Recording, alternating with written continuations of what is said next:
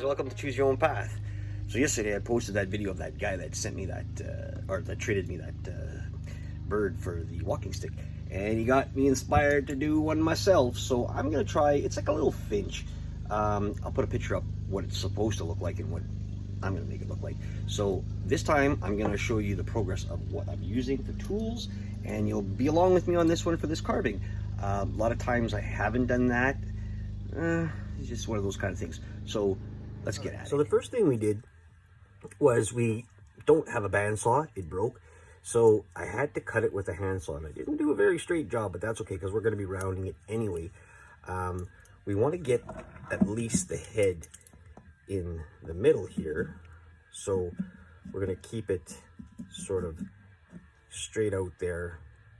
I'm not sure if I got enough here. I should have left it out more, but we'll see what happens. So the first thing I'm going to do is we're going to go about and cut around here.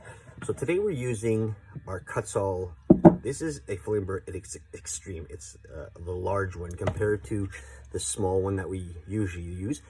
You can find these burrs through my promo code, RV Woodcraft in capital. Just follow the link, and if you're interested in looking at any of the bits that I have, they're there for you. Save yourself, 5-10%, whatever it is. I think it's 10% first time. Yeah, so let's get at this. We're just going to start up the vacuum. We'll try to cut some of the sound off as we're doing this.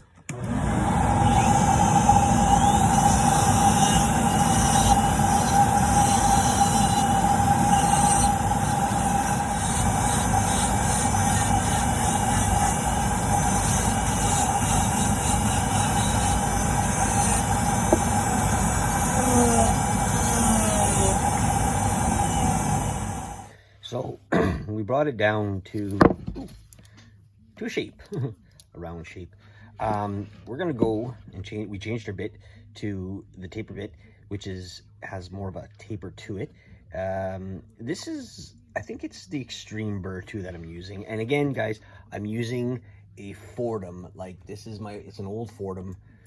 I mean, nothing more than I could show you than what it is. It's an older one. I bought it a while back, so it was great. So next thing I wanted to show you guys is placement of the eyes. I use a little bullet, and I think this is it's a 22 bullet that's been spent. And because this is basswood, it's very easy to push in.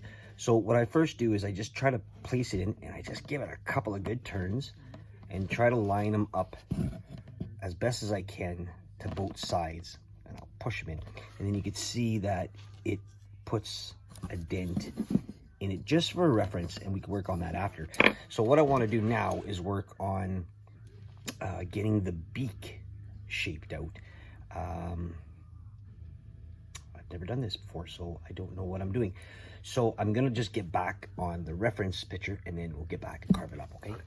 So we're gonna start carving away. Now what I want to do is, you could see that I drew a line here and I drew a line here.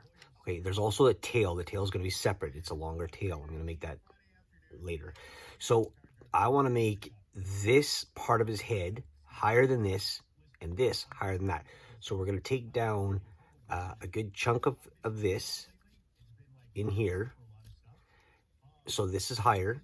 And then we're going to take a good chunk of this. So this is higher. So let's just do this. We'll just go ahead.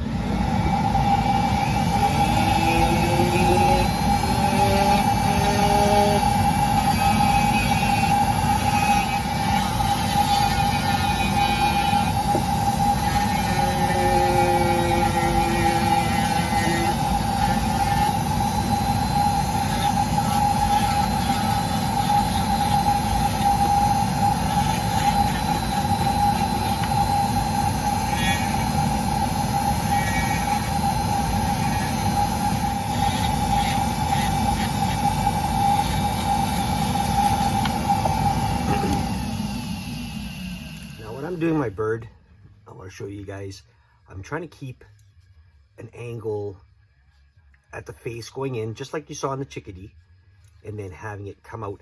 And his head, it's hard to see, I guess, because I'm not holding it the right way for you, but the head is trying to turn a bit. So the more you take out one angle, the more the bird, if you take out this part, the more the bird will look the opposite way. Like he'll point out. It's kind of hard to explain, but because I'm not an expert, right?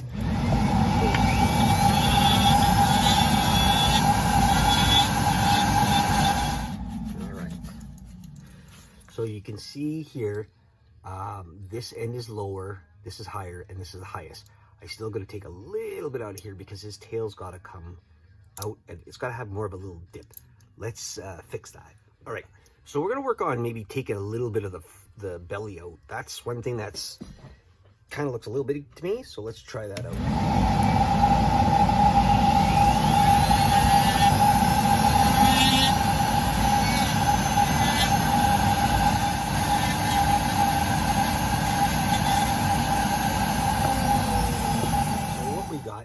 We got our Kutzall file. We didn't really review this guy, kind of just looked at it. Somebody made a comment, you know, can we see it in action, be better? This is a really great file. It's coarse, but it takes a lot of the meat off if you really needed to. Very simple. It's a rounded half nose or whatever it's called. I don't even know. I'm not a distributor. I just, you know, mention it to you guys. If you want to buy one of them, check out the link. I would recommend them. They work really well. Kutzall is a great company. So are the other ones. Don't get me wrong. I'm not saying the other companies aren't good either. It's just that I work with Kutzall for getting the promo tools to show you guys what they're capable of doing. And yeah, you know, it's great. So just by filing out and rounding off the head, and then I'm not really sure how I'm going to do the beak because, well, I've never done the beak before, but that's okay. So all we're going to do is get a nice clean area in here, like so. And then we're going to go and take some sandpaper, and we're going to sand it down to see what it looks like. Again, I showed you guys how I do the eyes. Now, when I put the eyes on there, it was just a reference to show you how I'm going to do it. It sort of helped out a bit to have it in place, so I know how big my head's going to be for my bird. It's a pretty big fat bird, but it's not too fat. I mean, I think it'll be good proportionate for the size. I'm not even sure what this is called. I just love the colors that were on it, the shape. Maybe a part of the finch family. Not 100% sure. I'll go back and kind of check on what I took, but I mean, I did it at work kind of thing to see the bird. Not an issue. And again, I want to add the tail. The tail's gonna be long. I didn't want to do it in one piece because that tail's got to be really thin, and I think I'm gonna have a hard time, or I would have had a hard time trying to get it on there.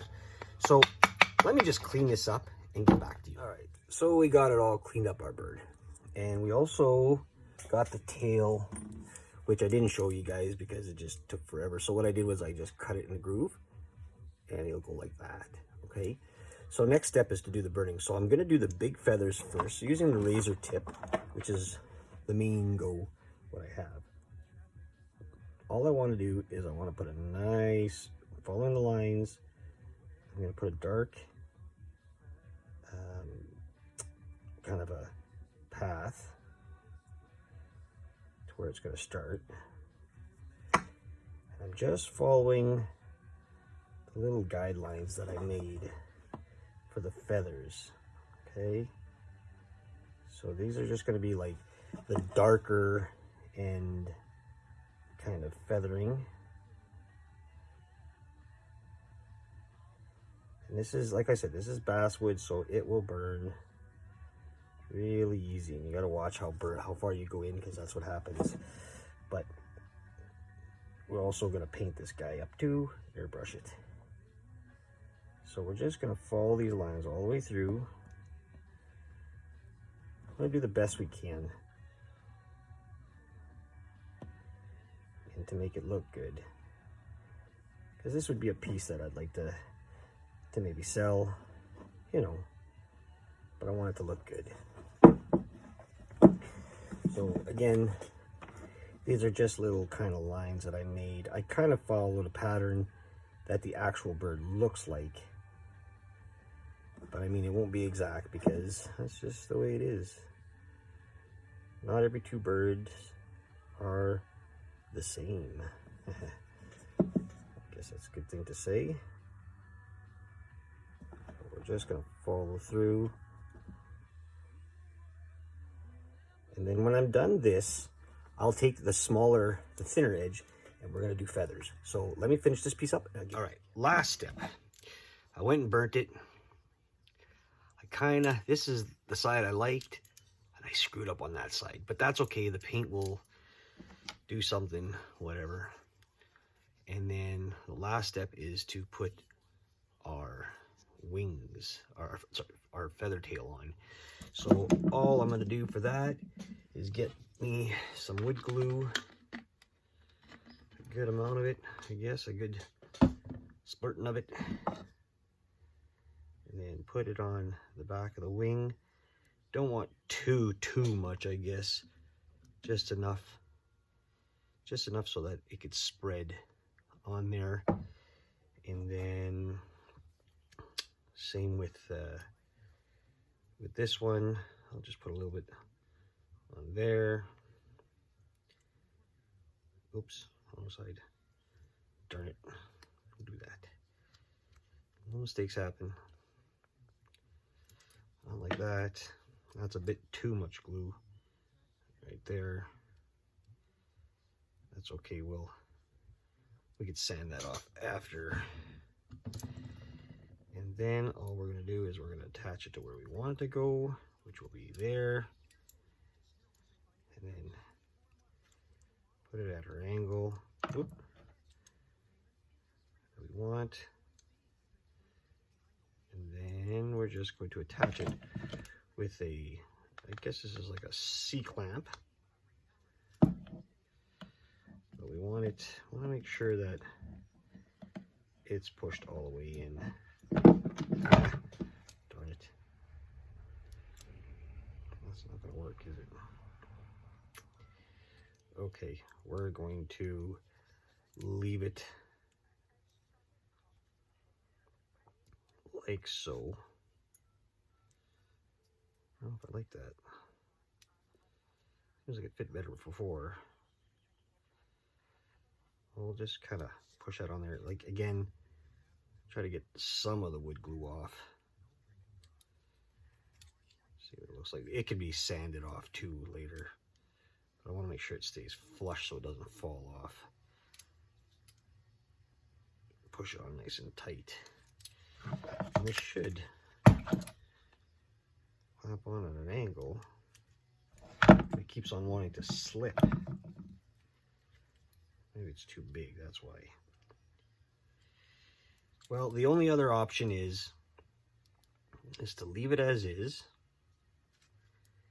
And then if we want to, we could anchor a nail,